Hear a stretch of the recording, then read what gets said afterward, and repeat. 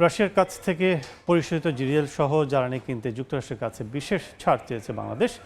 সংকটকালে জ্বালানি নিরাপত্তা নিশ্চিত করতে বাংলাদেশকে সহায়তার আশ্বাস দিয়েছে যুক্তরাষ্ট্র।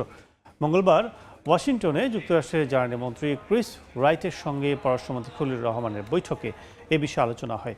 এ সময় খলিলুর রহমান বলেন, এর আগে রাশিয়া থেকে জ্বালানি কেনার বিষয়ে যুক্তরাষ্ট্রের দেয়া সীমিত বৈশ্বিক ছাড়ের সুবিধা নিতে পারেনি বাংলাদেশ, কারণ সেই সময় রাশিয়ার তেলবাহী কোনো ট্যাঙ্কারের গন্তব্য বাংলাদেশে ছিল না।